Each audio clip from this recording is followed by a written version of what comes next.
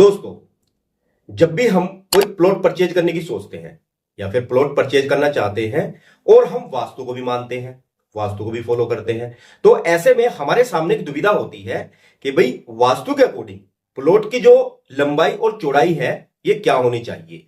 यानी कि वास्तु के अकॉर्डिंग किसी भी प्लॉट की लंबाई और चौड़ाई का सही अनुपात क्या होता है, क्योंकि वास्तु हमारे घर के द्वारा हमारे जीवन पर बहुत प्रभाव डालता है। इसलिए यह जरूरी हो जाता है कि जब भी हम प्लॉट खरीदें ये वास्तु के अकॉर्डिंग हो, इसकी लंबाई और चौड़ाई वास्तु के अकॉर्डिंग हो। तो अगर आप भी अपना घर बनाने के लिए प्लॉट परचेज करने की सोच रहे हैं और कंफ्यूज हैं कि वास्तु के अकॉर्डिंग आपके प्लॉट की सही लंबाई और चौड़ाई क्या होनी चाहिए, इसकी लंबाई और चौड़ाई का सही अनुपात क्या होता है, तो आज आपकी ये कंफ्यूजन 100% क्लियर हो जाएगी। बस आप वीडियो में मेरे साथ अंत तक बने रहिएगा। अब वीडियो इंपॉर्टेंट है या नहीं ये तो आप हमें बताएंगे वीडियो देखने के बाद। बस मेरी आप लोगों से एक छोटी सी गुजारिश है, अगर जानकारी पसंद आए तो वीडियो को ज्यादा से ज्यादा लाइक और अपने दोस्तों के साथ शेयर करना न भूलिएगा। ओके फ्रेंड्स, तो चलिए फिर वीडियो को शुरू करते हैं बिना किसी देरी के। तो वास्तु के अकॉर्डिंग किसी भी प्लॉट की लंबाई और चौड़ाई का सही अनुपात क्या होता है, इसकी मैं आपको 3 कंडीशन बताता हूं। फर्स्ट कंडीशन, देखिए फ्रेंड्स, अगर कोई ऐसा प्लॉट है जो स्क्वायर साइज का है, यानी कि जिसकी चारों भुजाएं समान है, ऐसे प्लॉट को हम वर्गाकार प्लॉट कहते हैं। जैसे एग्जांपल के लिए ये आपका एक स्क्वायर शेप का प्लॉट है जिसकी लंबाई और चौड़ाई चारों साइड की सेम है 30 फीट। तो ऐसे प्लॉट का रेशो होगा 30/30 = 1:1 का। तो ऐसे 1:1 के अनुपात वाले प्लॉट घर, दुकान और फैक्ट्री बनाने के लिए सबसे उत्तम माने जाते हैं। तो वास्तु के अकॉर्डिंग मकान बनाने के लिए आप ऐसे प्लॉट आंख बंद करके खरीद सकते हैं, कोई प्रॉब्लम नहीं है।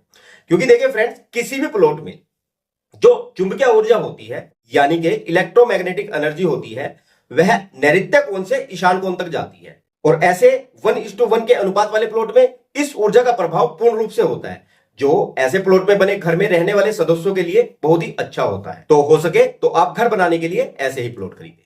सेकंड कंडीशन, देखिए अगर आपको 1:1 के अनुपात वाला प्लॉट नहीं मिलता है तो फिर आप 1:1.5 के अनुपात वाला प्लॉट खरीद सकते हैं।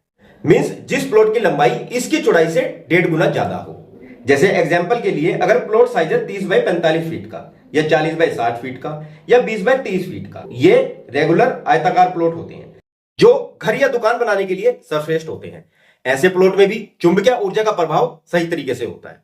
थर्ड कंडीशन, अब अगर आपको 1:1 और 1:1.5 के अनुपात वाले प्लॉट भी ना मिले तो फिर आप 1:2 के अनुपात वाले प्लॉट खरीद सकते हैं, यानी कि जिस प्लॉट की लंबाई इसकी चौड़ाई से 2 गुना तक।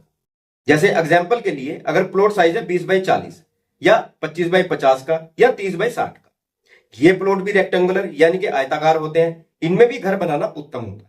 यानी कि अगर अनुपात 1:1 हो, 1:1.5 हो या 1:2 हो तो आप ऐसे प्लॉट खरीद सकते हैं।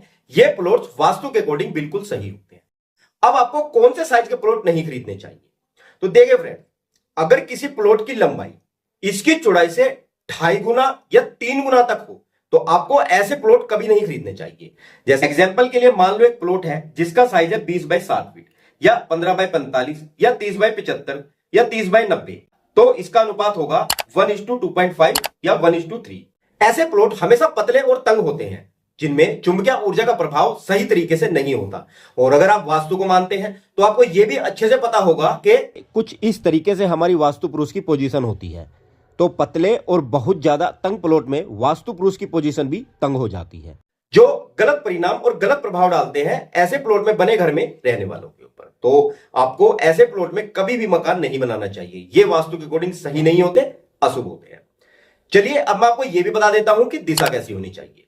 देखिए, अगर किसी प्लॉट की लंबाई उत्तर से दक्षिण ज्यादा हो और पूर्व से पश्चिम कम हो तो ऐसे प्लॉट वास्तु के अकॉर्डिंग बिल्कुल सही होते हैं। दूसरा, अगर किसी प्लॉट की कोई भुजा या कोना कटा हो तो ऐसे प्लॉट भी आपको नहीं लेने चाहिए। ओके फ्रेंड्स, तो आई होप के अब आप ये अच्छे से समझ गए हैं कि अकॉर्डिंग टू वास्तु आपके प्लॉट की लंबाई और चौड़ाई क्या होनी चाहिए। तो अगर जानकारी पसंद आई हो तो वीडियो को ज्यादा से ज्यादा लाइक और अपने दोस्तों के साथ शेयर करना न भूलिएगा।